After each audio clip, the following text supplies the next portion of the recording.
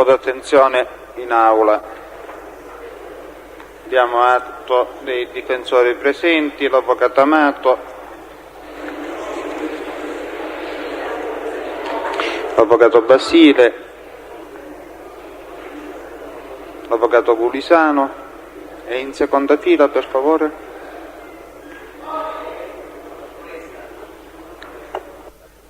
Dovrebbe dirlo al microfono per il verbale, avvocato, mi scusi.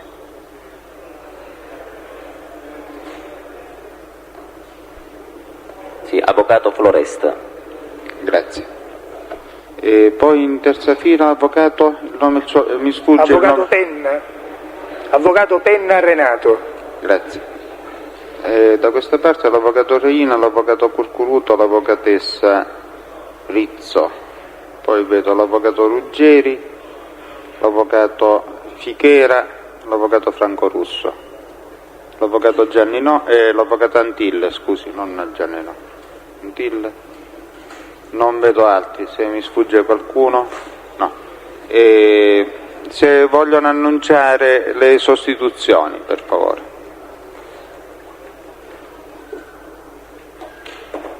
L'avvocato Gulisano in sostituzione dei difensori assenti e di ufficio per gli imputati sprovvisti di difensore di fiducia.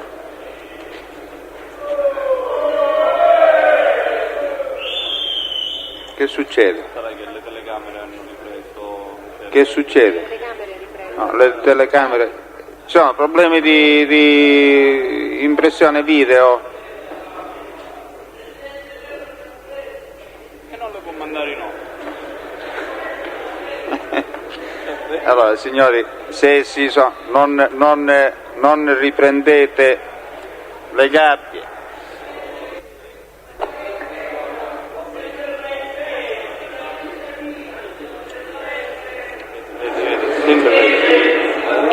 Un momento, per favore.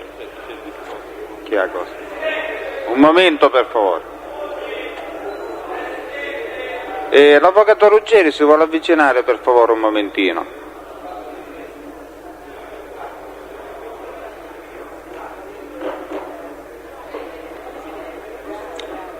Buongiorno, mi è pervenuta notizia che l'imputato Santa Paola Salvatore, lo difende lei? Vedo qui Franco Ruggeri, sì. Deve essere trasferito giorno 29 gennaio a Torino, perché c'è un processo davanti alla seconda sezione della Corte d'Assise di Siracusa. Lei ne è a corrente? Presidente di Santa Paola Angelo. No, quello del fax era Angelo. Ed è sempre lei il difensore? Ah, ecco, ricordavo bene allora.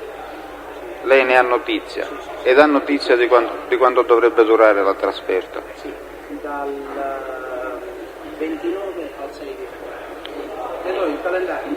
No, scusi, ed è impegnato tutti e 7 giorni l'imputato a... Scusi, avvocato. Allora, che cosa succede con queste telecamere? Signori, allora devo ordinare l'esclusione degli operatori, perché queste gazzarre in aula non sono tollerabili.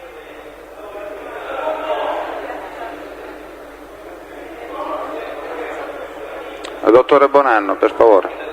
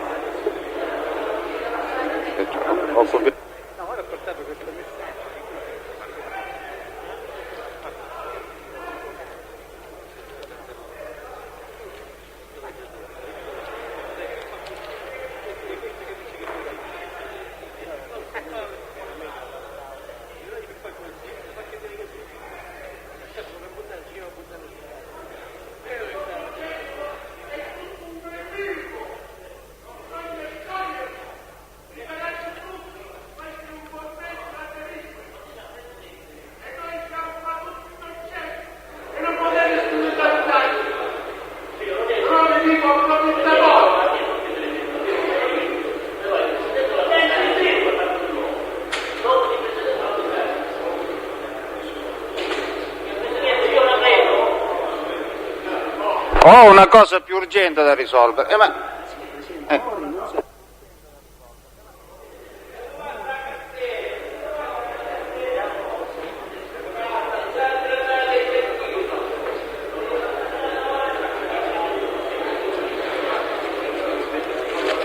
è il programma probatorio. Pregherò di saltare. Va bene, grazie, la ringrazio. Allora, per favore si vogliono avvicinare gli operatori video qua. Un momento. No, la può lasciare la telecamera. Non...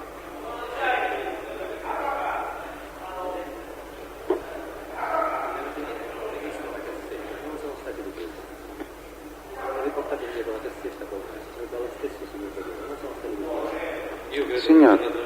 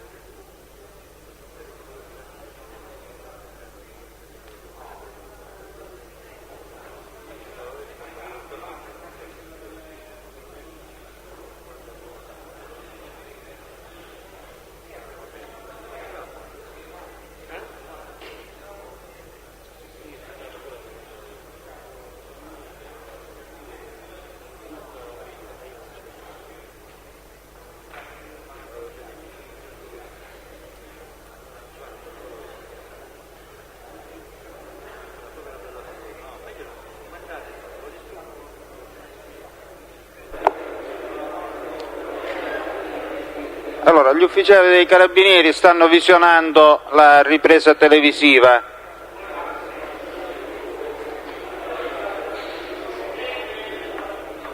Volete dare per favore la linea all'ultima cella alla mia destra, la penultima? Prego. Lei è il signor? Tropea Francesco. La scorta dovrebbe accompagnare qui Tropea Francesco. Presidente, non so se ha dato atto della mia presenza perché ero prima.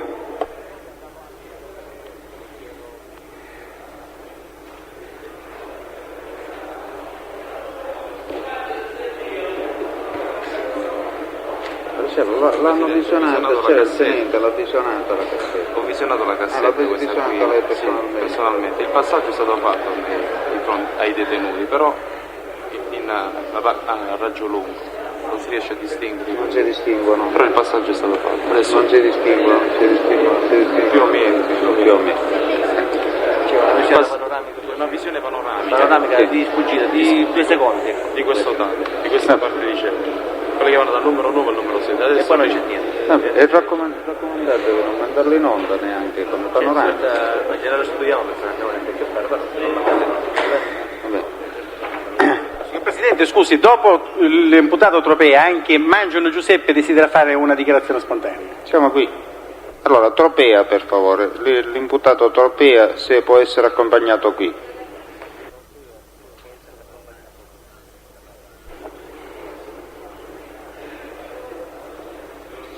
Buongiorno.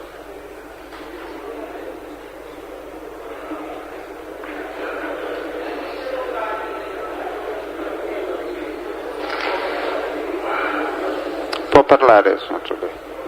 Allora, sono Tropea Francesco. Io espongo una mia riflessione che credo che sia condivisa da tutti noi miei coimputati. In base a un articolo di legge riguardo alla sua presenza all'imputato accanto al difensore durante il processo, in un'udienza precedente la signoria vostra faceva giustamente comprendere che, essendo il numero degli imputati in questo processo numeroso, avrebbe creato seri problemi, ma tuttavia, su una richiesta dell'imputato, avrebbe sospeso il dibattimento per 10-15 minuti, dando a noi la possibilità di colloquiare con il proprio difensore, per far porre dallo stesso delle domande. La signora vostra sa benissimo che in base alle risposte date dai testi, o ancora più importante dai collaboratori quando verrà il momento di sentirli, si può trovare nella necessità di riporre altre domande. A questo punto la signoria vostra, ancora il dibattimento lo sospenderà per molto, e stiamo parlando di un singolo imputato, e qua siamo più di 100. Concludendo, chiediamo alla signoria vostra se rientra nelle sue possibilità di autorizzare almeno 3 di noi, che riguardano il dibattimento odierno, cioè del test che parlerà, di assistere al processo accanto al difensore, così da poter interloquire con gli stessi in qualsiasi momento del dibattimento, facendo porre delle domande in tempo reale, evitando l'interruzione, e darà a noi una possibilità più per difenderci. Adesso, Presidente, il problema è questo. Quest'Aula è molto dispersiva. Adesso che cosa succede? Il processo, io lo parlo come diretta persona, non viene eseguito bene. A prescindere dall'audio, io penso che nell'Aula vecchia era molto più accessibile, che noi stavamo a seguire le varie domande o le risposte dei test. Quindi, se non sarà possibile cambiare l'Aula, a meno che lei, in base al discorso che ci sarà di ogni test, permetta, io o qualcun altro che sia in riferimento al test, di assistere in presenza del nostro difensore, perché la verità dei fatti la sappiamo, solo io lo so, cioè quella reale, e tramite il mio avvocato mi posso difendere. Cioè, penso che sia... Signor Tropea, questa possibilità non c'è, per motivi di sicurezza non è possibile che voi vi mettiate vicino ai difensori. Quello che posso fare io è quello che avevo detto all'inizio, che prima di iniziare il controesame di ogni test si sospenda l'udienza per poter colloquiare con i difensori. Io penso che lei deve essere sereno e tranquillo per poter seguire questo processo e al fine di giudicare nella più completa onestà dei fatti. Se noi da dietro non seguiamo questo processo, perché c'è molta confusione sia nelle domande che nelle risposte, cioè penso che non sia molto valido che questo processo sia eseguito così alla rinfusa.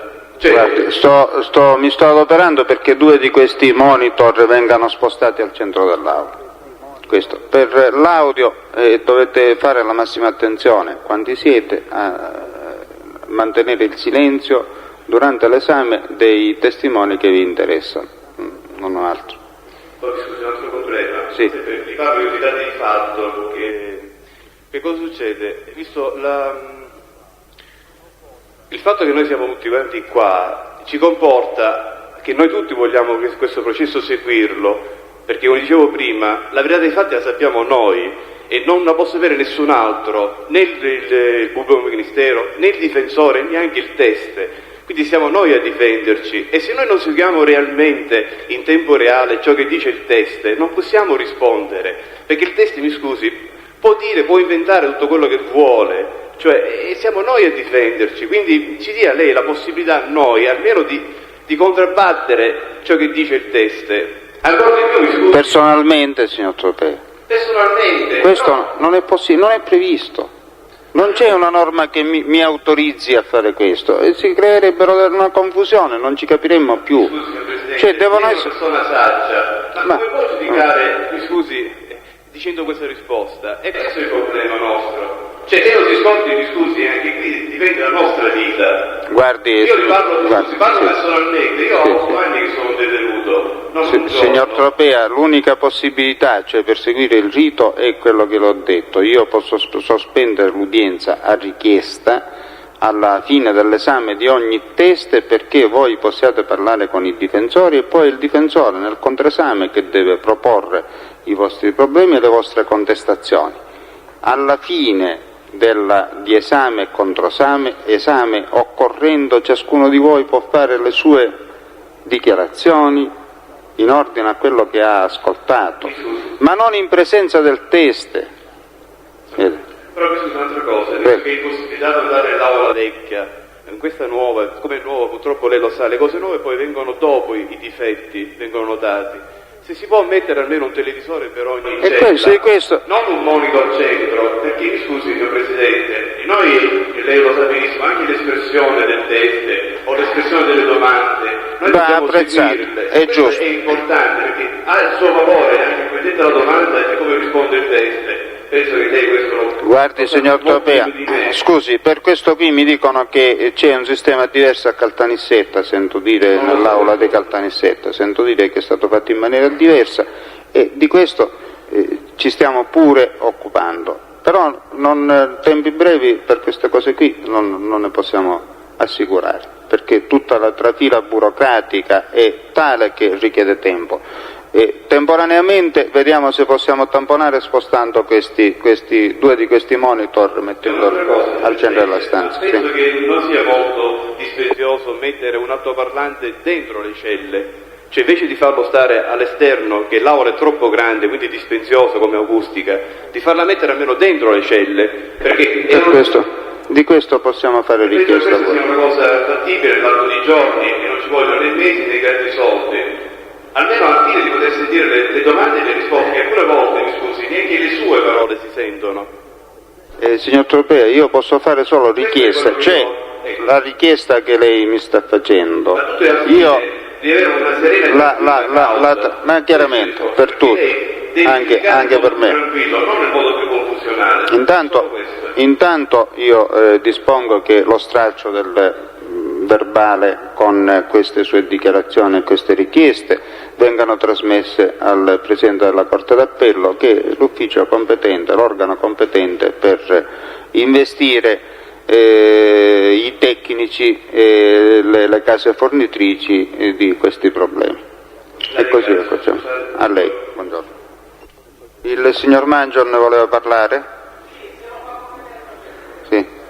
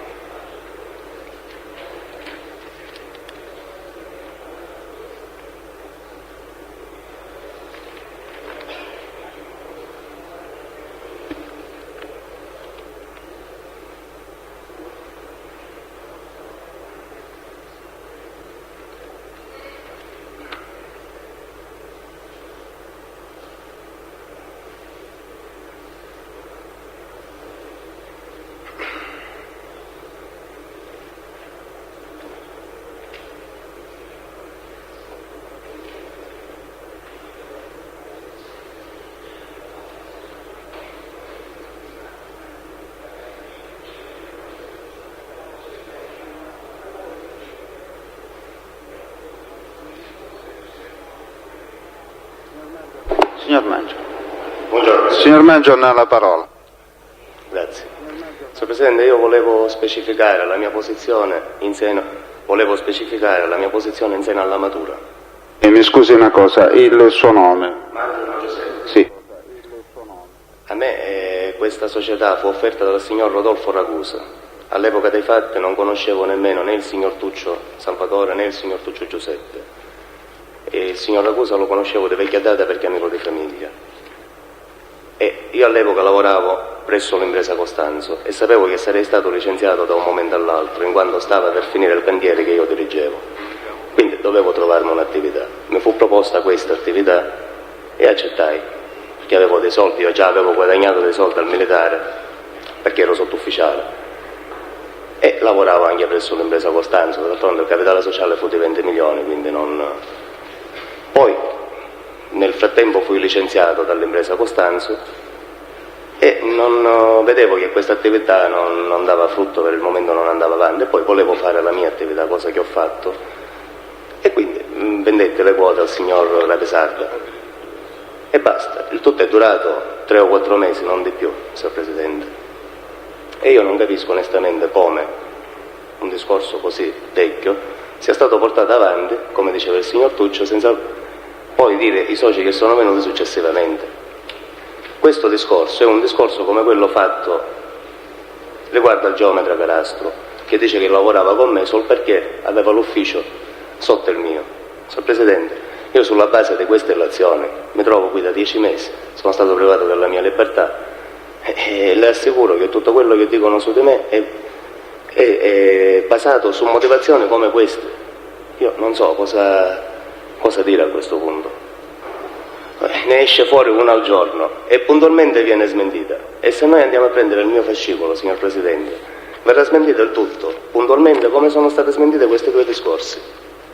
Io mi trovo privo della libertà da 10 mesi senza alcuna motivazione o sulla base di illazioni come queste qua. Io non so cosa fare.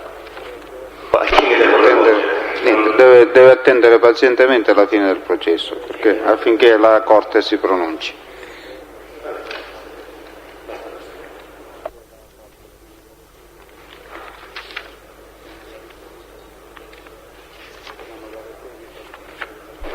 Possiamo dare seguito all'istruttoria dibattimentale.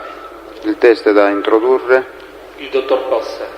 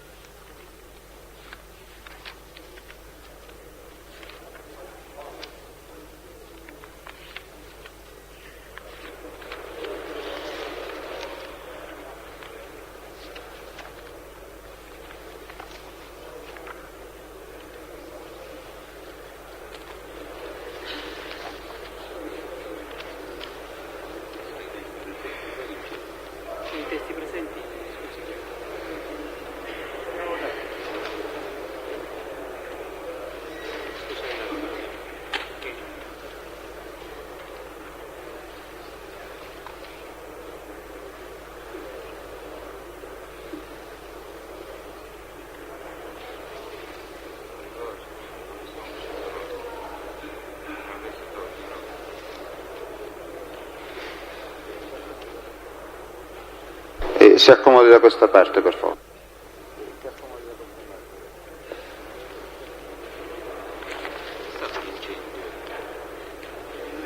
Grazie.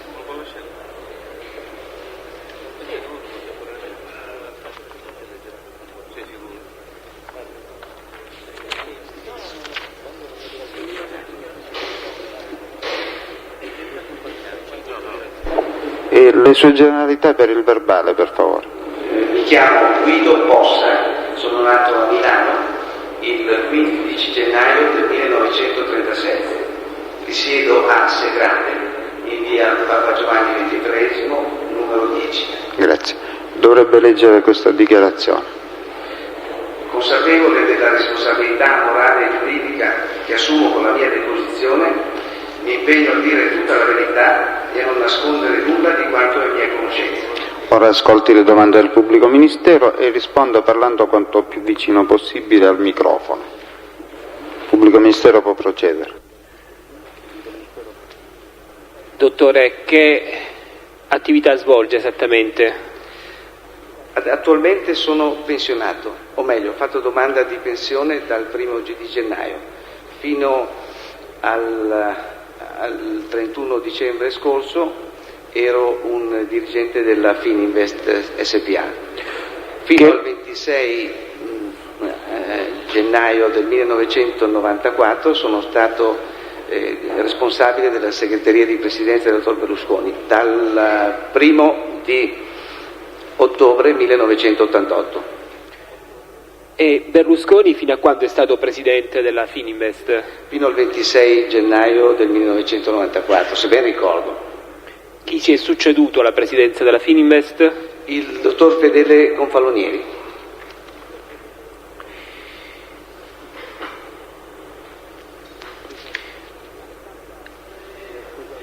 La Standa... Scusate un momento, sì. Dottore, la volevo pregare se si può avvicinare il microfono. Lo avvicini, si metta più comodo, o la sedia oppure... E magari se parla a voce un tantinello più alta. Grazie. La Standa SpA come si colloca nel gruppo Fininvest? La Standa SpA è una delle aziende, anzi dei gruppi posseduti dal gruppo Fininvest SpA. E la dirigenza della Standa chi la tiene? Attualmente il presidente della Standa è il dottor Giancarlo Foscale. C'è un consiglio di amministrazione che è scaduto il 31 dicembre, che comunque è in proroga dopo la scadenza triennale fino all'assemblea, secondo l'uso. Di questo consiglio di amministrazione sono anch'io uno dei consiglieri. Il presidente della Fininvest ha competenze in ordine all'attività della Standa SpA? Il presidente della Fininvest ha competenze attraverso gli strumenti previsti, e cioè attraverso l'assemblea dei soci della Standa SpA, in quanto azionista di maggioranza.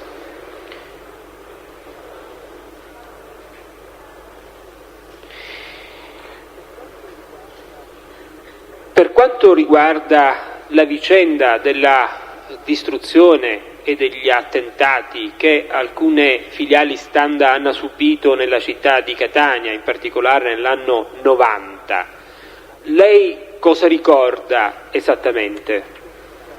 Io non ricordo nulla di particolare.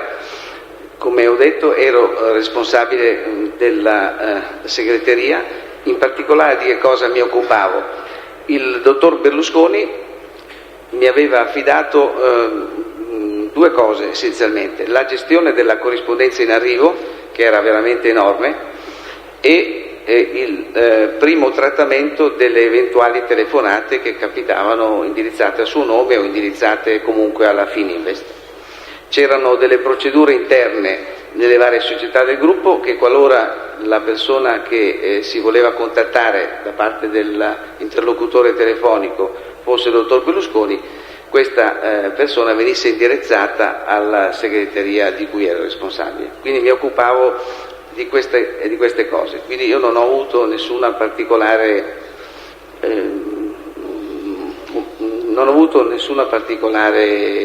contatto, non ho recepito nessuna comunicazione di nessun tipo relativamente a questo incidente, questo grave incidente.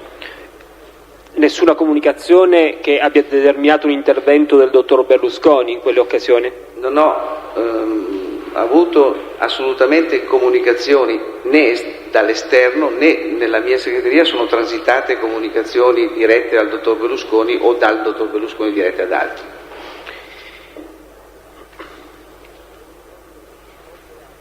Lei conosce, dottor Possa, i criteri per divenire affiliati Standa? No, non li conosco. Li posso presumere a buon senso, ma non li conosco.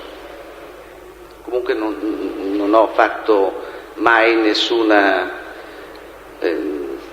gestione di questo processo di affiliazione. Nella gestione di società o ditte affiliate Standa, che potere residua alla presidenza della Fininvest? La presidenza della Fininvest non si occupa assolutamente della gestione degli affiliati Standa nel senso comune del termine gestione.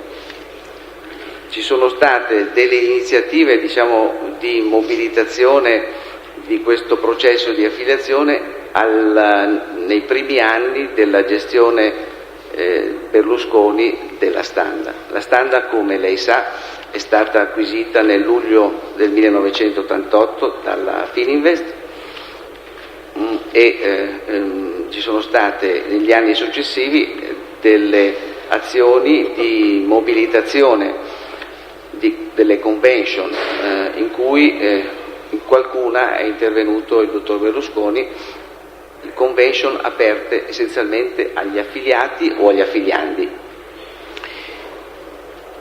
Allorché venne acquistata la Standa SpA,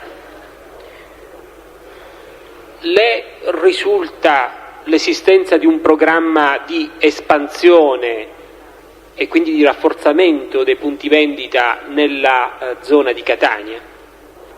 Assolutamente non mi risulta nulla in particolare e allora non ero assolutamente coinvolto nella Standa, mi occupavo, come ho detto, della segreteria del dottor Berlusconi e basta.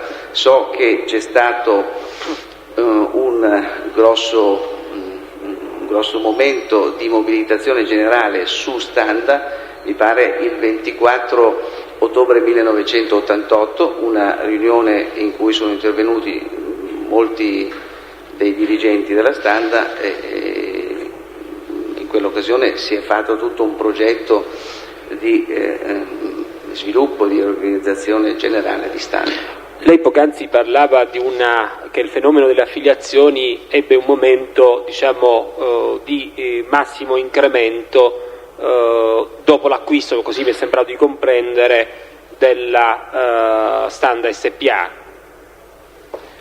Non credo che fosse riferito solo Se lo può collocare nel tempo, allora, approssimativamente questo fenomeno delle affiliazioni, di incremento, diciamo, del fenomeno.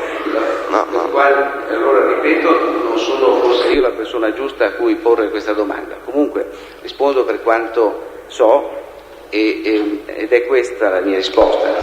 L'affiliazione è una cosa importante per una società di grande distribuzione e si volle sin da subito certamente incrementare l'affiliazione perché è uno strumento molto importante per produrre redditività per il gruppo Standa. Lei ha mai sentito parlare di una società con denominazione Euromercato? Certo, è una delle società di Standa. Il gruppo Standa possedeva fino al 31 marzo del 95, qualcosa del genere, Euromercato, al 100%. E Euromercato è una società che costituì il gruppo Standa? No, Euromercato è una società del gruppo Standa, è una società posseduta, non è più a questo punto una società del gruppo Standa, ma comunque era una società del gruppo Standa, posseduta al 100% come pacchetto azionario da Standa o qualcosa del genere, se non è il 100% era comunque molto vicino al 100%, e è una società che gestiva gli euromercati, cioè gli ipermercati, quelle strutture di distribuzione, di grande superficie, dotate di possibilità di vendere tutte le merceologie. Euromercato era un qualcosa, per intenderci, che doveva fare da concorrenza anche come struttura al Sigros, per avere un termine di paragone? Non ho purtroppo conoscenza di che cosa sia la Sigros. Le dico comunque che cosa è Euromercato. Euromercato è una società che possedeva all'inizio 4 grandi ipermercati in tutta Italia. Poi questi grandi ipermercati sono aumentati, sono diventati mi pare 7 o 8, e poi questa società è stata venduta. Nella zona di Catania esisteva Non c'era nessun Euromercato nella zona di Catania. C'era nell'anno 1990, se è questo il periodo a cui mi devo riferire, più a sud degli Euromercati era Casoria, in provincia di Napoli, credo, Caserta. Ricorda se vi era un programma per la costituzione di una struttura simile nella città di Catania? Guardi, non sono io la persona giusta a cui si possa fare questa domanda. Per quanto mi riguarda assolutamente non ho avuto sentore, ma non dovevo averlo, di questo.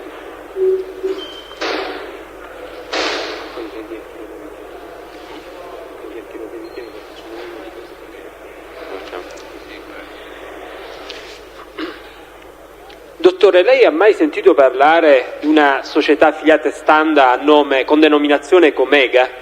Sì, ho sentito parlare in una... Ricorda che proposito? Sì, prego. Sì, la prima volta e poi praticamente l'unica volta in cui ne ho sentito parlare in occasione di una telefonata che intervenne il 23 gennaio del 1991. La segretaria mi passò questa telefonata. Chiedo scusa, la data come la ricorda? La ricordo perché l'ho recuperata dai miei appunti. E adesso spero di non essermi sbagliato. No, non si è sbagliato. Bene, questa telefonata andò brevemente in questo modo. Si presentò al telefono una signora, una certa Nicoletta Romano, che affermò di essere una dei soci della società Comega, affiliata a Standa, con due, se ricordo bene, con due punti di vendita in Sicilia, a Termini Imerese e Messina, se ricordo bene, e questa signora con voce molto concitata mi chiese se non era possibile parlare con il dottor Berlusconi. A questo punto le dissi che non era possibile e lei insistette, poi io mi presentai come capo della segreteria. A questo punto lei, con voce rotta dai singhiozzi, mi disse che la sua società stava andando in fallimento e che questo avveniva perché tra l'altro da un lato non aveva accettato alla società una protezione mafiosa, dall'altro c'erano dei soci che avevano un atteggiamento volutamente mirante al fallimento.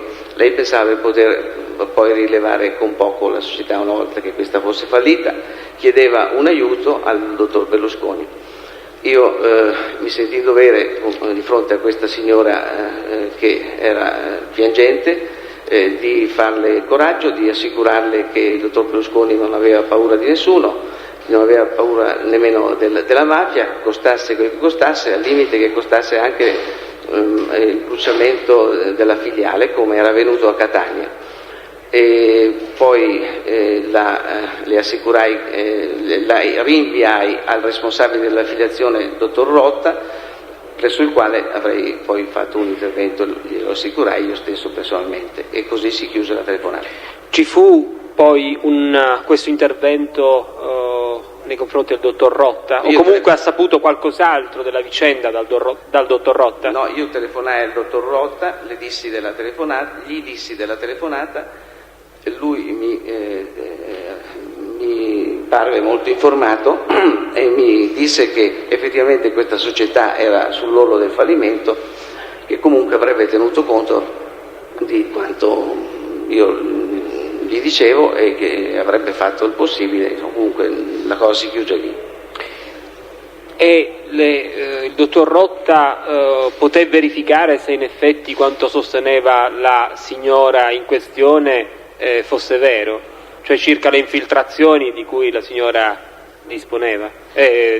Diceva, io non mi occupai più della cosa, era una cosa di gestione standard, certamente una cosa difficile da gestire, comunque di gestione standard, e non mi occupai più assolutamente della cosa. La Comega attualmente che fine ha fatto? Guardi, anche questo non sono forse io la persona giusta. No, siccome mi è sembrato di comprendere che attualmente si occupa di standard. Sono un consigliere d'amministrazione, ma non... Mi scusi un momento, spenga la sigaretta per favore, in fondo. Ho saputo, ma così, chiacchiere non certamente attendibili, ma non più informative di tanto, che è fallita. Ha saputo quando? Non me lo ricordo.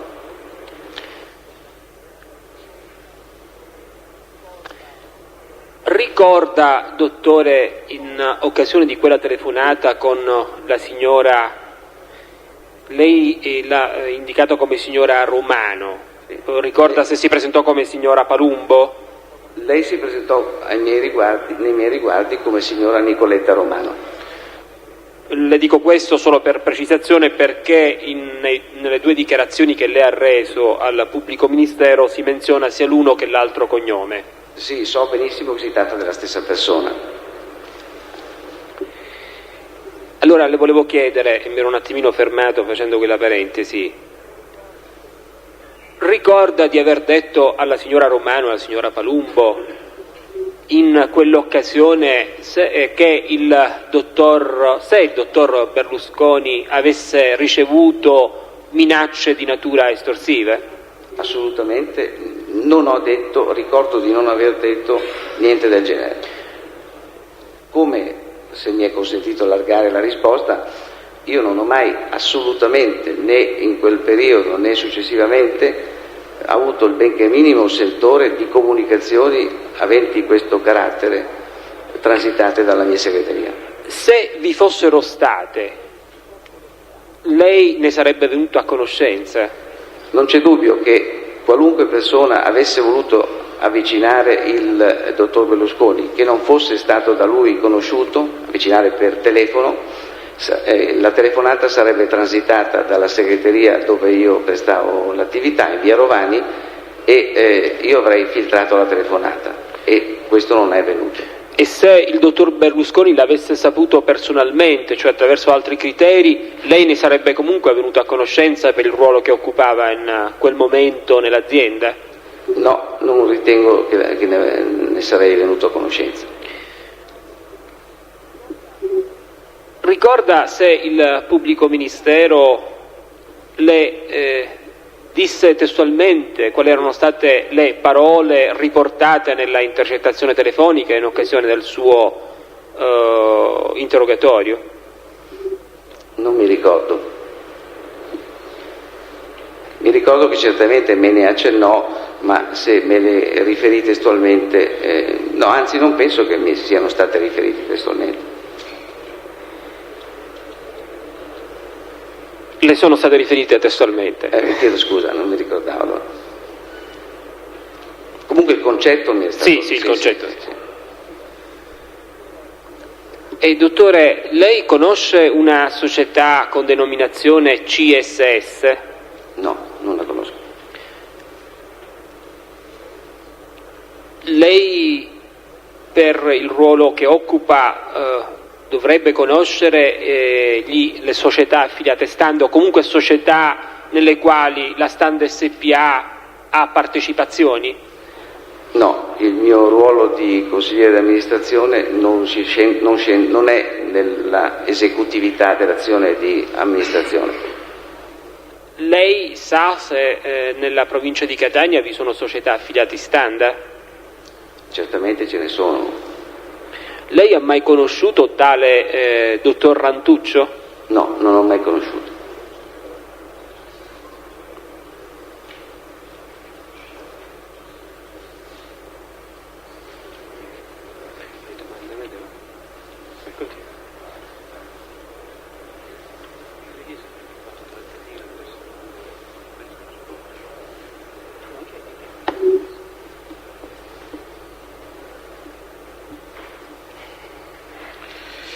Dottor Possa, le risulta in qualche modo nell'ambito delle funzioni esercitate se vi siano state trattative tra la Standa, la proprietà della Standa e elementi catanesi, personaggi catanesi per la soluzione della vicenda Standa, cioè della vicenda relativa all'incendio della Standa? Allora, non mi risulta assolutamente, in nessun modo e per nessun motivo, nemmeno indirettamente. Voglio anche tuttavia dire che la segreteria di Via Rovani, per i compiti che le erano stati affidati ad essa, la mia segreteria, non credo che sarebbe stata coinvolta, anzi credo assolutamente che non sarebbe stata coinvolta in questo tipo di trattative eventuali, se ci fossero state. E quale altra segreteria eventualmente? Non credo che queste cose avvenissero, se sono mai avvenute, non sono certamente mai avvenute per quanto io ne so, per mezzo di segreterie. Ecco, lei mi pare di aver capito ha parlato di una segreteria di Roma, o ho sentito male? Mi sono espresso forse troppo in fretta. No, non può darsi, ho inteso male. Ho fatto riferimento a Via Rovani, scusi, a Milano. Avevo sentito male io allora. Perché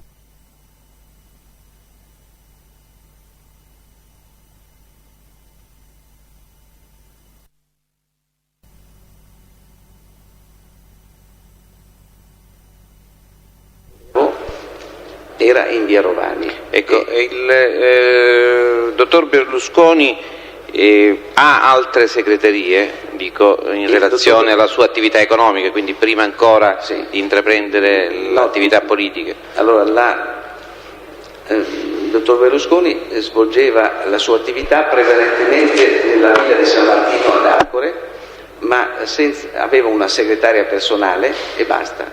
Come gestione degli affari li gestiva in prima persona. All'epoca del 1990-91 non credo che avesse un assistente personale. Successivamente, oltre alla segretaria personale, si dotò di un assistente personale. Io lavoravo invece con 3 segretarie in Via Rovani a Milano, nel centro di Milano, e mi occupavo, come ho detto, di questi 2 grossi processi. Chi era la segretaria personale all'epoca del... Era la signora Marinella Brambilla. Marinella Brambilla, qual è il recapito della signora? Ancora adesso è accanto al presidente Berlusconi. Quindi nella sede di Arcore? Nella sede di Arcore, Villa San Martino.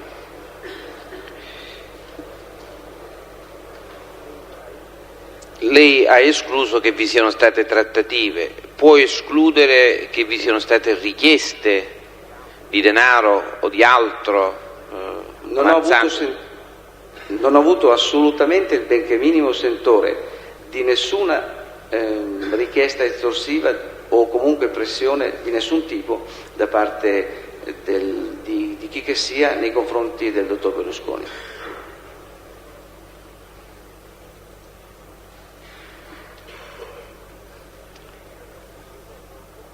Mi chiedo quali sono le ipotesi che la proprietà della Standa Presidente, nell'ambito... Mi faccia finire, avvocato. Sì, la parola ipotesi mi ha già indotto. Se lei mi fa finire, probabilmente non ha ragione di porre l'opposizione. Sì. Nell'ambito di riunioni che sono state sicuramente, e mi dirà se non lo siano state, tenute tra coloro che svolgevano ruoli dirigenziali all'interno della Standa, sono state formulate delle ipotesi sull'incendio, sulle cause non dal punto di vista naturalistico, ma dal punto di vista così di altro genere, sulle cause dell'incendio. Allora, io immagino che senz'altro siano state fatte delle riunioni. Non sono assolutamente a conoscenza di queste riunioni, né avrei dovuto essere a conoscenza di queste riunioni. Sono diventato amministratore di Standa solo 3 anni fa e precedentemente avevo unicamente queste funzioni di segretario che rispondeva alla corrispondenza e che gestiva le telefonate in una locazione assai distante dalla sede centrale di Standa. Sono però assolutamente sicuro, come deve essere ovvio per qualunque società, preoccuparsi del proprio patrimonio, che ci siano state riunioni. Quindi queste riunioni erano riunioni di che cosa? Del Consiglio di amministrazione, riunioni, ci faccia capire. Allora, ho detto prima, in testa tutto, immagino. Sì, ma io non le sto chiedendo ora, le sto chiedendo... Sì, non sono testimone sui fatti. Sì, le sto chiedendo, dico, le riunioni, lasciamo stare... Sono sicuro, ma... Presidente, è una mia... Presidente, scusi, e c'è opposizione alla domanda. Si tratta si chiede al TES di formulare solamente delle ipotesi, perché ha già riferito che immagina che ci siano state queste riunioni. Chiedere cosa siano poi queste riunioni. Mi scusi il pubblico ministero. Ha finito, avvocato? Sì, si rigetta l'opposizione perché è evidente lo scopo della domanda al test è quella di conoscere e che la Corte venga messa al corrente di quegli organi e di quegli organismi, insomma, che abbiano che possano essere informati della vicenda. Superata la fase dell'immaginazione, io le sto chiedendo le riunioni che riguardavano le strategie, le scelte dell'azienda, tra chi avvenivano, chi erano non solo gli organi giuridici ma le persone fisiche che potevano fare delle scelte di qualsiasi tipo ma di carattere generale e rilevanti per l'azienda. Anche qui purtroppo non sono forse la persona giusta a cui porre queste domande, perché certamente c'è uno status giuridico che in relazione alle formali responsabilità, che lei conosce benissimo, individua le persone formalmente responsabili di queste doverose attenzioni. Chi poi fisicamente e in quali riunioni siano intervenute questa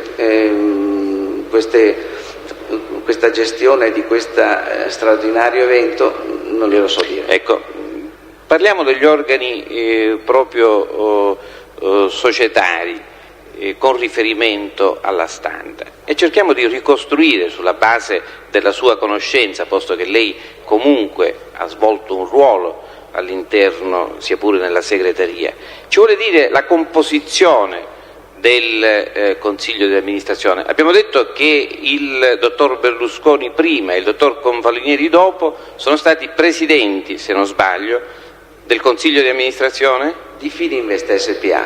Di Fininvest SPA. La Fininvest SPA controlla, mi pare di aver capito, la Standa. Possiede la maggioranza delle azioni del gruppo Standa, del gruppo Standa. Quindi SPA. con riferimento, allora andiamo per ordine, con riferimento alla Standa, alla società Standa, ci sa dire i componenti del Consiglio di amministrazione con riferimento all'epoca dell'incendio, gennaio 91?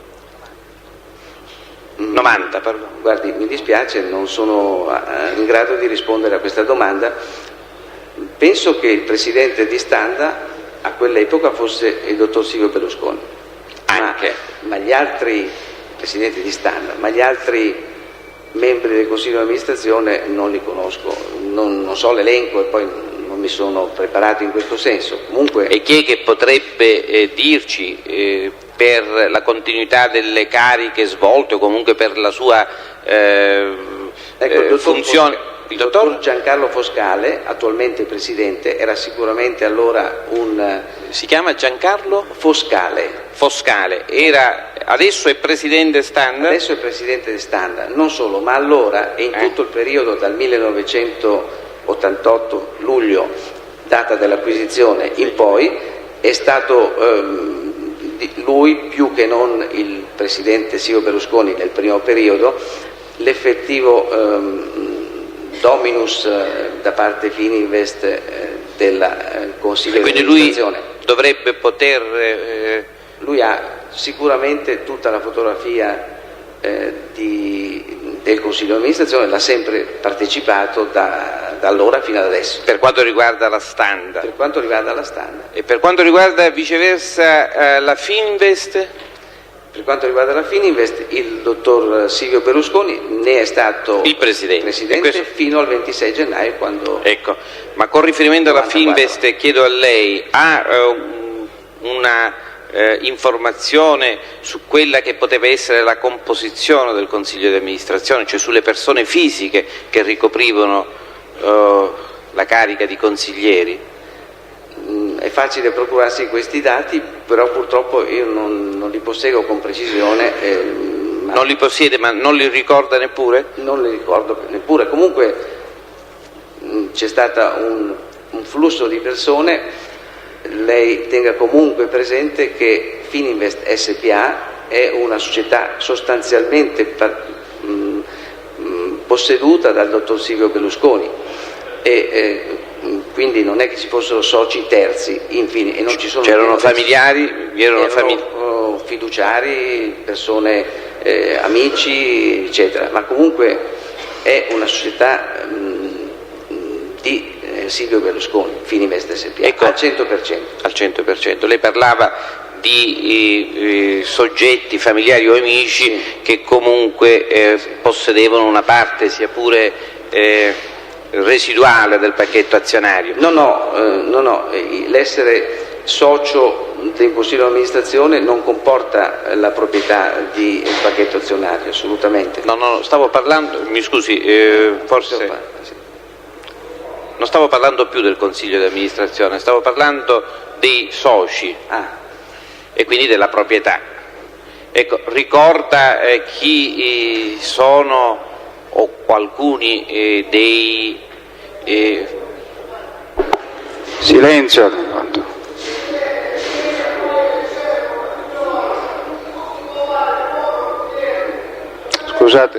Scusate un momento, mi date la linea sulla quarta cabina di destra?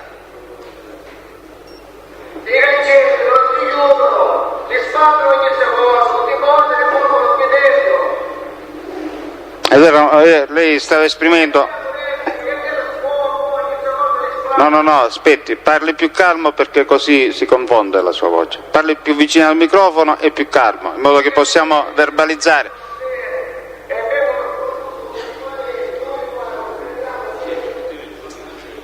Ho capito. Ho capito, sì, ho sentito. No, ho capito. Sabato scorso ci sono stati i fabbri per verificare queste serrature e l'inconveniente non è stato ancora eliminato. Li faremo reintervenire. Prego. Cerco di capire, questa apertura e chiusura quasi minuto per minuto, a che cosa è dovuto? Al fatto di detenuti che... entrano ed escono dalla gabbia, chiaramente.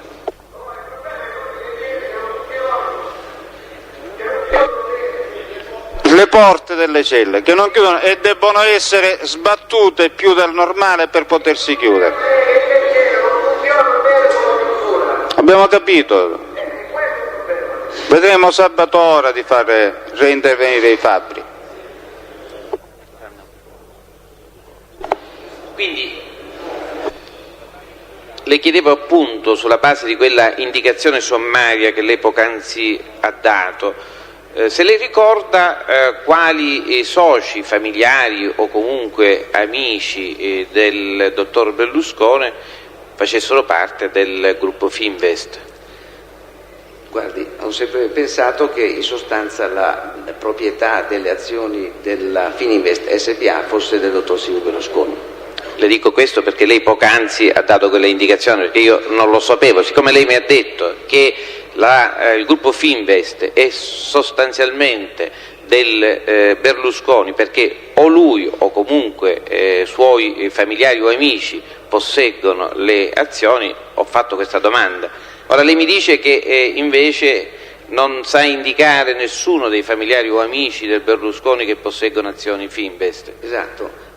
Prima credevo di rispondere a un'altra domanda, cioè riferito alla composizione del Consiglio di amministrazione. Ecco, e allora andiamo al Consiglio di amministrazione. Sa indicare familiari o amici che facevano parte del Consiglio di amministrazione, posto che è lei stesso che mi dà questa indicazione? Sì, io per esempio penso che nel Consiglio di amministrazione di Fininvest SpA negli anni 90 fosse presente il dottor Fedele Confalonieri, che poi è diventato presidente, e a un certo punto intervenne la figlia Marina Berlusconi, ad un certo punto anche l'altro figlio Pier Silvio Berlusconi, che sono attualmente membri del Consiglio di amministrazione. Ad un certo punto intervenne il dottor Alfredo Messina, che poi credo si dimise.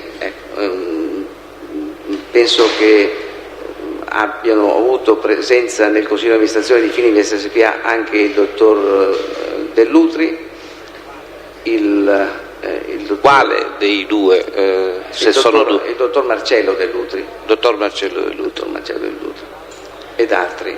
E l'altro fratello Dell'Utri? C'è un altro fratello? C'è un altro fratello che è, credo ancora adesso, ma comunque che è stato per tutti questi anni, immagino che lo sia ancora, ma ripeto, non sono cose di cui sono perfettamente a conoscenza, un dirigente importante di Publitalia 80, che è una società concessionaria. E come si chiama l'altro fratello?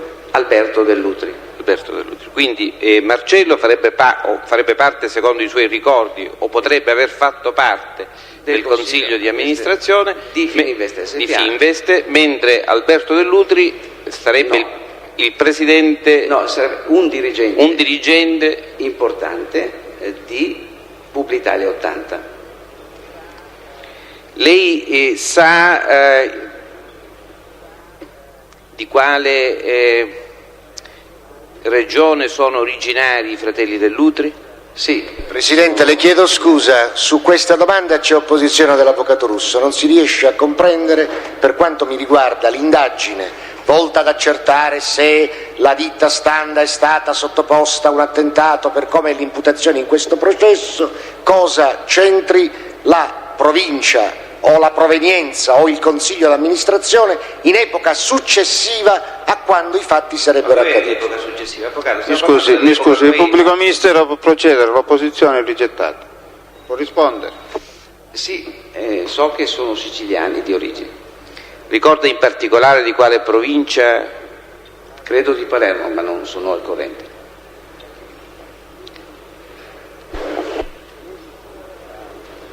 Le risulta se Marcello Dell'Utri o Alberto Dell'Utri abbiano avuto ragione di essere a Catania in occasioni particolari? No, io non sono assolutamente al corrente dei movimenti dei fratelli Dell'Utri, perché appunto non ho mai avuto a che fare con Publitalia 80. Per Publitalia. Per quanto riguarda Fininvest? Per quanto riguarda Fininvest, ritengo di poter escludere che loro si siano mossi per Fininvest SpA, anche se onestamente non posso sapere. Cioè lei esclude che per ragioni Fininvest, diciamo così sinteticamente, per ragioni Fininvest possono essere venuti in Sicilia? No, non posso escludere questo, posso escludere che la mia segreteria abbia avuto un qualche informazione circa missioni affidate dal Presidente al dottor Marcello Dell'Utri o al dottor Alberto Dell'Utri riguardanti Fininvest che comportavano la dislocazione a Catania. Sicuramente io non sono stato informato, ma non avrei dovuto essere informato. Lei non avrebbe dovuto. E chi, sempre sul piano teorico, trattandosi di visite o comunque di missioni per conto della Fininvest, può essere informato documentalmente, voglio dire, di queste eventuali visite in Sicilia comunque o a Catania in particolare da parte del dottor Dell'Utri? Penso che il dottor Dell'Utri, il dottor Dell'Utri Marcello, il dottor Alberto Dell'Utri, in quanto dirigenti, seppure con diverso livello di responsabilità di Publitalia 80, abbiano compilato le loro note spese per ogni dislocazione e ogni missione, quindi nell'archivio delle note spese di Publitalia 80 dovrebbero risultare documentalmente queste dislocazioni. E chi è che si occupa diciamo dell'archivio e quindi potrebbe essere in grado di fornire indicazioni su questi fatti con riferimento ai viaggi? Penso questa sia una domanda ovviamente da rivolgersi al presidente attuale, che è il professor Poli di Publitalia 80, che sicuramente le indicherà la persona giusta. Scusi, il professor Poli per quanto riguarda Publitalia, sì. E per quanto riguarda la Fininvest? No, non penso che se il dottor Dell'Utri si fosse dislocato per ragioni Fininvest, sto facendo un'ipotesi, a Catania avrebbe fatto una nota spese presso la Fininvest. Assolutamente non penso questo. E perché? Ci faccia capire. Questo perché essendo dirigente di Publitalia 80, ma non lo so, ecco, penso che... No, non ho capito, non è Alberto Dell'Utri dirigente di Publitalia? Alberto Dell'Utri è dirigente. E Marcello? Lei aveva parlato solo di Fininvest.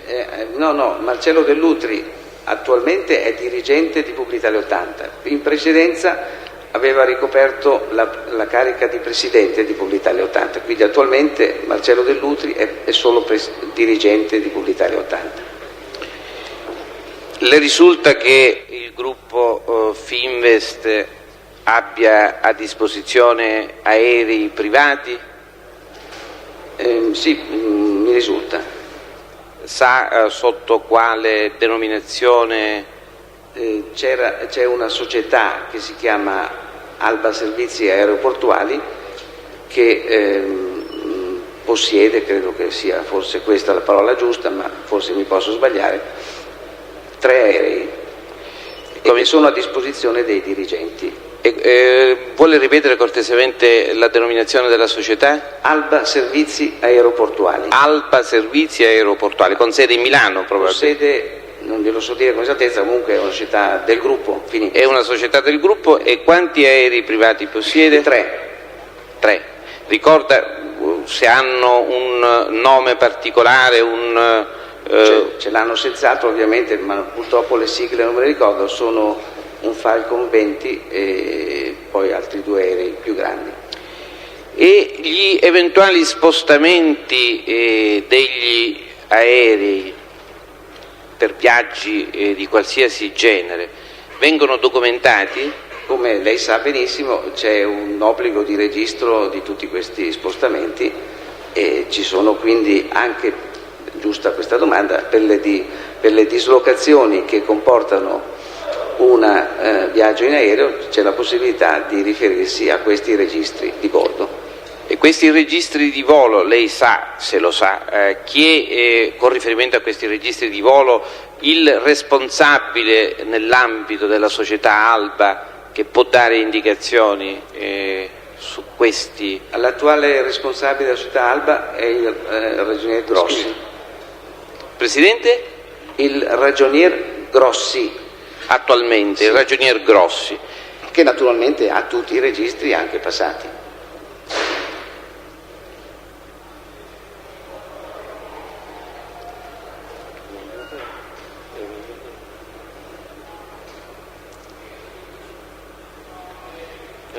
Centro.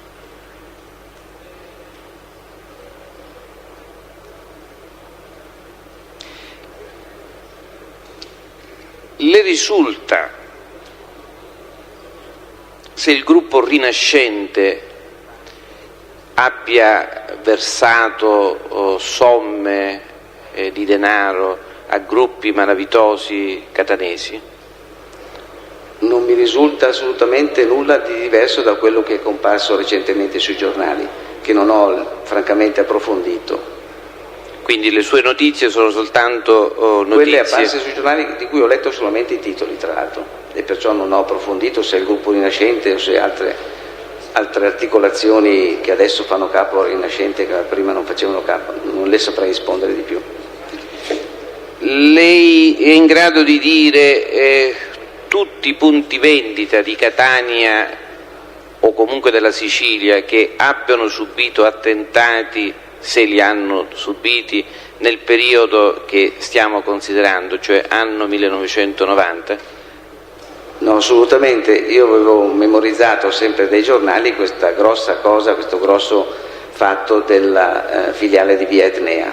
Non ho memorizzato altre. Le risulta se prima ancora dell'incendio del gennaio 90 la stessa filiale di Via Etnea abbia subito azioni dimostrative di qualsiasi genere? No, non mi risulta, ma ripeto, non è indicativa questa mia mancanza di... Le risulta se funzionari dirigenti della filiale Standa di Catania abbiano subito in epoca precedente o successiva all'incendio Standa minacce o richieste particolari? Assolutamente non mi risulta. Lei conosce il signor Ranno? L'ho conosciuto poc'anzi nella sala dei testi. E prima di allora? Non mi pare di averlo mai incontrato.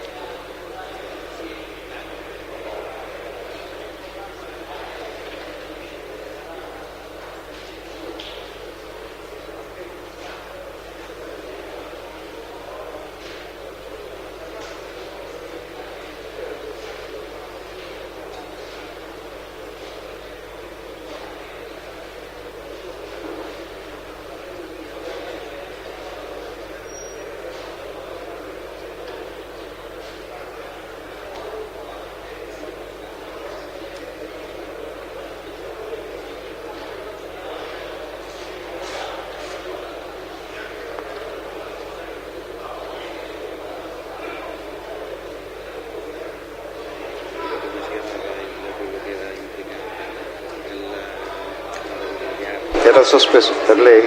Allora, possiamo proseguire, silenzio in aula. Possiamo proseguire.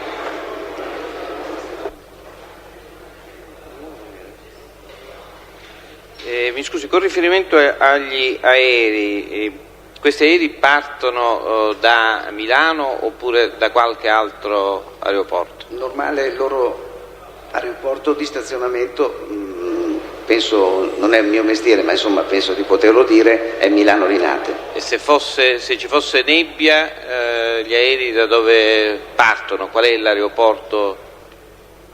Può essere Orio al Serio, molto probabilmente, perché sotto le montagne molta meno frequenza. Quindi no, le voglio dire, ci sono aerei della società Alba che sono dislocati? No, l'aeroporto di dislocazione normale è l'Inate. Ecco, Ovviamente le chiedo, se si dovesse partire con un aereo dell'Alba in un momento in cui c'è nebbia, quale aeroporto si utilizzerebbe? Credo che sia un fatto abbastanza normale che a Milano ci sia la nebbia. Ecco, le chiedevo se c'è un aeroporto di emergenza. Non credo che ci sia nessun particolare preordinamento a questo, perché l'aeromobile deve essere, per partire, prima dislocato in quell'aeroporto. Certo, comunque, è chiaro. Dovrebbe essere l'aeroporto succedaneo, se mi si consente questa espressione, più tipico è Orio al Serio, vicino a Bergamo. Cioè l'aeroporto di Bergamo sostanzialmente. Sì, si chiama aeroporto di Orio al Serio.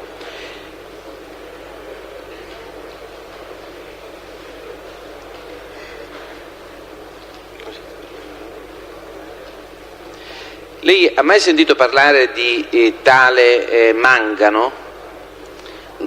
Ho sentito parlare sui giornali come stalliere del dottor Berlusconi in un periodo lontano nei tempi e basta.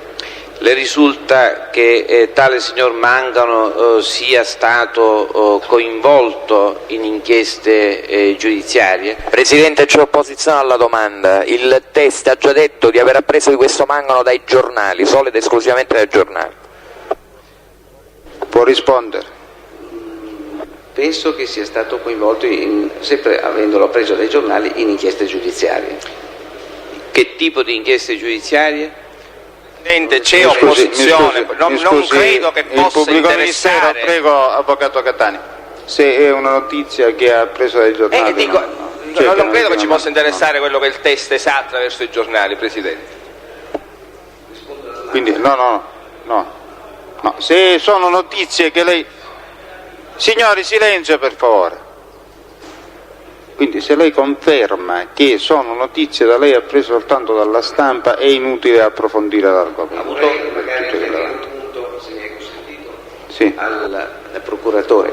Io sono entrato nel gruppo Fininvest il 1° ottobre del 1988, quindi posso conoscere abbastanza bene quello che è successo dopo questa data. Quindi che significa che la vicenda è precedente? No, siccome ho sentito sempre dai giornali che questo signore era stato stalliere del dottor Berlusconi negli anni 70, se ben ricordo. Non altre domande?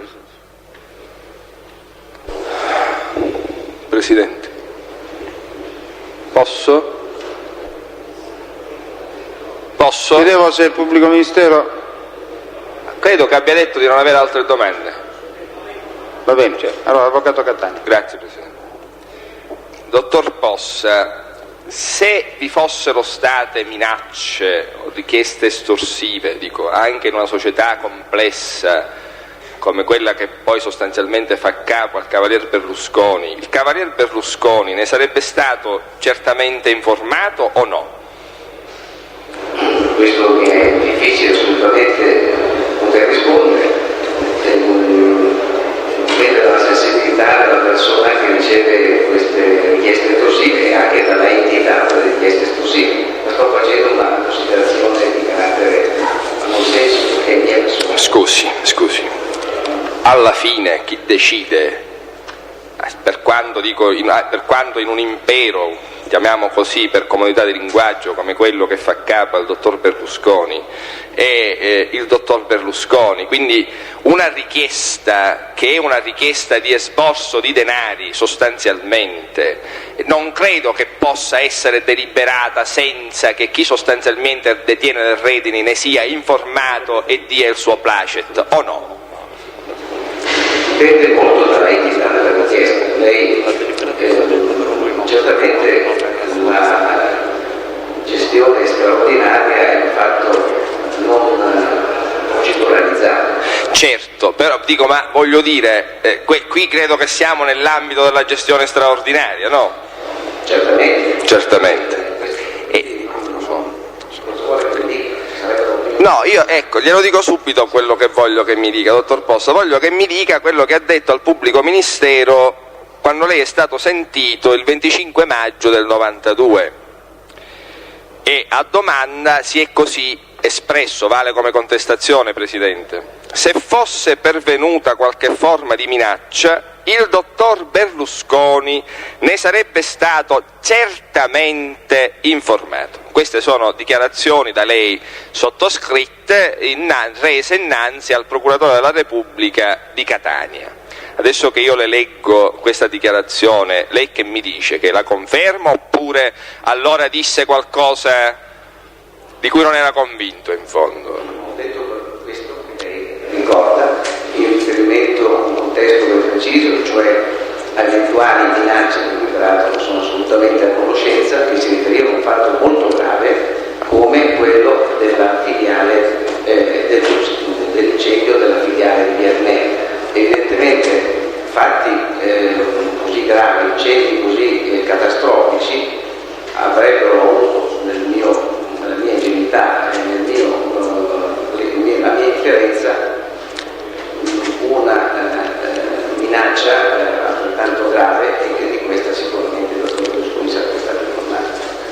Ah, ecco, quindi per meglio chiarire, in questo caso, cioè vista l'entità dei danni e quindi il tipo di minaccia assai grave che l'avrebbero preceduto all'attività, lei era una sua opinione ovviamente autorevolmente espressa, perché lei è uno stretto collaboratore, mi pare, del dottor Berlusconi, che il dottor Berlusconi sarebbe stato informato. Ma allora facciamo un passo indietro, dottor Possa. Quindi io sono testimone sui fatti, questi non sono fatti, queste sono mie opinioni personali.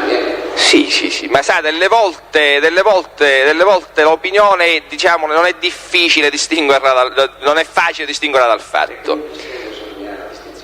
Perfetto. Ma allora dico, facendo un passo indietro, lei esclude o escludeva in quel momento, e credo che lo continua ad escludere, che gli attentati alle filiali Standa di Catania siano stati preceduti da minacce o richieste estorsive di qualsiasi natura? Assolutamente lo escludo, nel senso che io non ho avuto la benché minima sensazione o comunque comunicazione diretta e indiretta, frazione di comunicazione di qualunque tipo che facesse cenno all'esistenza di queste minacce. Non ho altre domande, Presidente, grazie. Altri interventi?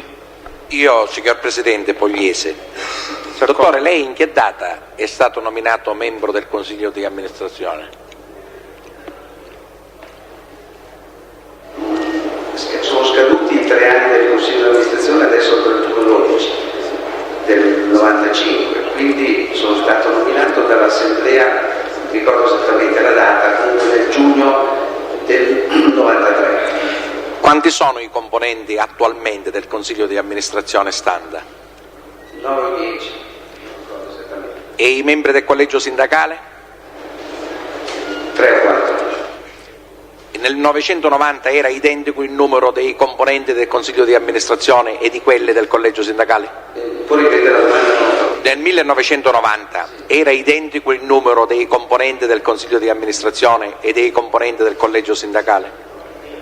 Non dico identico, più o meno dello stesso ordine, diciamo, sono stati 9, saranno stati 7 o 8, dati che sono riferibili facilmente. La rappresentanza dell'ente attualmente è del Presidente o c'è un consigliere delegato?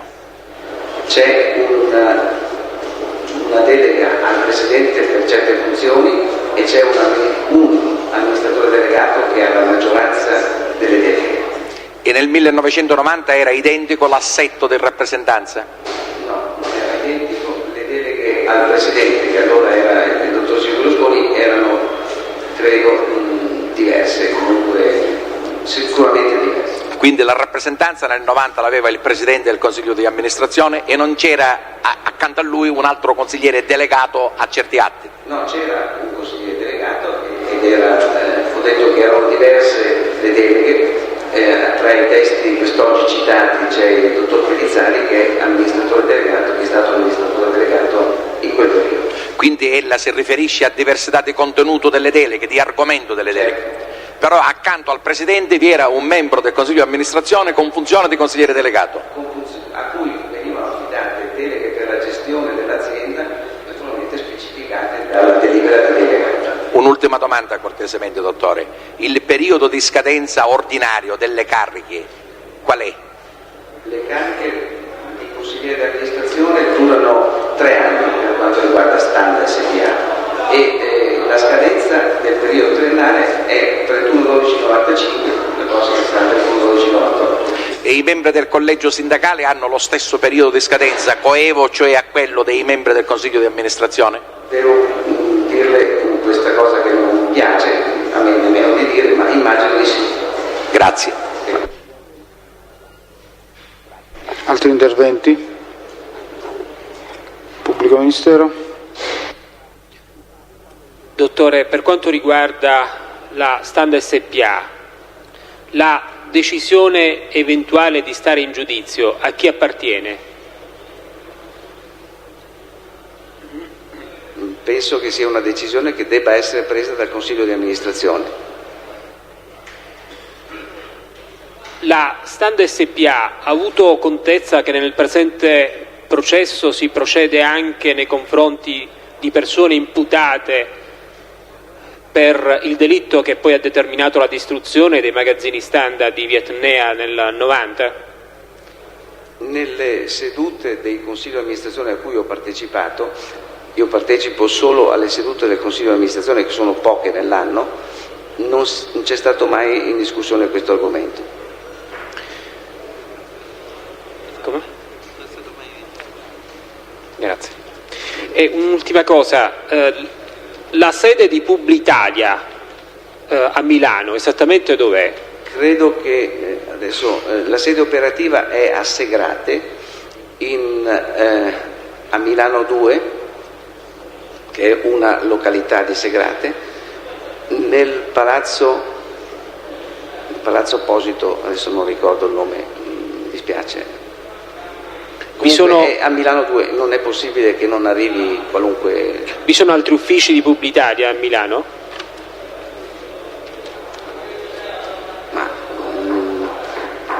Può darsi che ci siano uffici molto piccoli, comunque... Silenzio in aula! La totalità degli archivi, eccetera, è a Milano 2. Finito, Presidente. Possiamo licenziare il test? Può andare, dottore, grazie.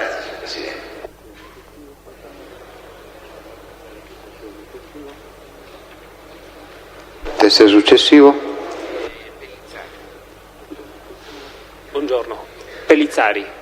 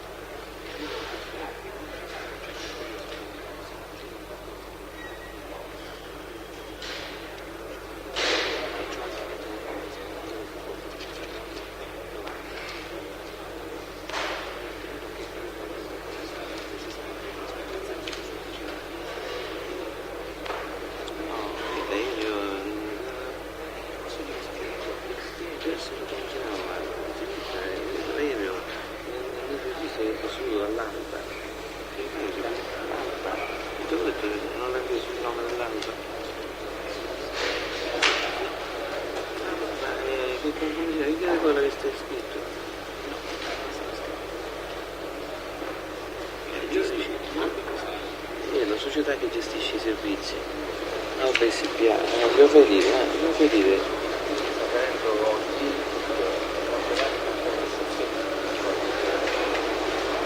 Adesso si accomodi da quella parte.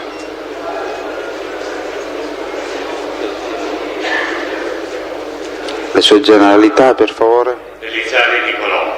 Nato? A Scorzè, provincia di Venezia, 12 aprile 1930. Risiede dove? Il luogo di residenza. A Monza. Sì. Dovrebbe leggere la dichiarazione di assunzione di responsabilità in ordine alla testimonianza. Consapevole delle responsabilità morali e giuridiche che assumo con la mia deposizione, intende dire tutta la verità e non nascondere nulla di quanto è mia conoscenza. Grazie. Rispondo alle domande del pubblico ministero parlando vicino al microfono.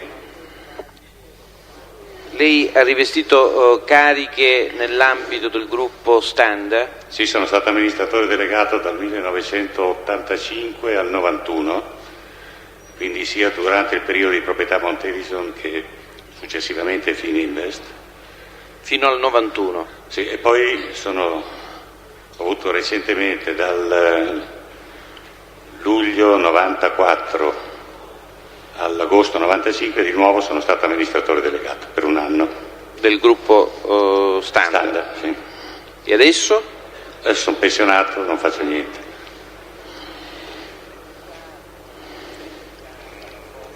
Sa indicare alla Corte quali e quanti punti vendita Standa nella provincia di Catania siano stati oggetto di attentati o comunque di azioni dimostrative nel periodo 1990-91 e seguenti? Di preciso glielo potrà dire probabilmente meglio gli altri persone della Standa che sono citate come testimone, perché io avevo la responsabilità di tutta l'azienda. Comunque mi ricordo senz'altro l'incendio totale, la distruzione della Standa di Viennea, e poi c'erano stati 2 o 3 tentativi di incendio che si sono risolti però in bruciature di porte esterne, senza danni rilevanti. Dove? A Catania o in provincia? A Catania, mi pare, sì. A Catania un supermercato 3 giorni dopo l'episodio di Viennea, e poi uno o 2, adesso non ricordo con precisione, oggi ricorrono 6 anni da quel periodo, perché l'incendio di Viennea è stato proprio il 18 gennaio del 1990. Lei ricorda se lo stesso negozio di Via Etnea in precedenza, se il negozio di Via Etnea in precedenza avesse subito qualche altra azione non che mi ricordi di questo genere? Non si ricorda? Non credo.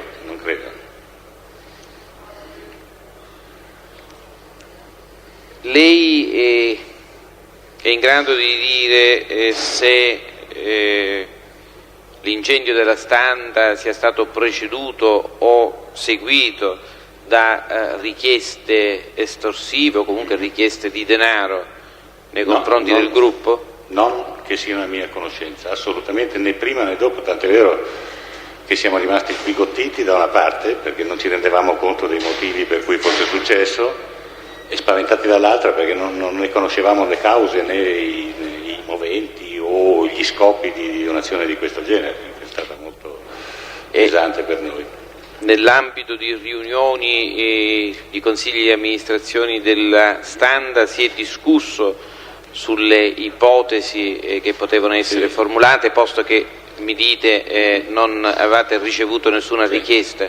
Sì, sono state fatte diverse ipotesi, vendette di personale licenziato, che però poi non avevano molto senso perché non era un episodio isolato, ma evidentemente era un qualcosa di organizzato. Ci siamo domandati anche se avessimo fatto degli scarpi a dei fornitori di servizi o di merci, quindi siamo andati a rivedere tutti i nostri rapporti con i fornitori locali, ma non è emerso niente. Quindi alla fine, sempre in termini di ilazioni, abbiamo fatto l'ipotesi che un'azione che doveva essere puramente dimostrativa e poi magari seguita da qualche cosa di diverso si sia risolto in un disastro come è stato quello di Viennea. Ma sono ipotesi interne, non suffragate né da fatti né da prove. Lei è in grado di quantificare il danno subito dalla Standa a seguito dell'incendio? Sì, diversi miliardi, parecchi miliardi, più il danno di essere rimasti chiusi 3 anni perché il negozio è stato aperto. Però i miliardi, insomma, sono miliardi, riesce proprio a dire più o meno? Con esattezza. Ma nell'ordine di 4, 5, 2? Mi pare 7-8 miliardi, eravamo assicurati. E quindi comunque su queste circostanze possono essere più precisi i testi che mi seguiranno perché erano proprio responsabili locali. Le risulta se qualche dirigente Standa o catanese o comunque nazionale sia stato oggetto personalmente di minacce o richieste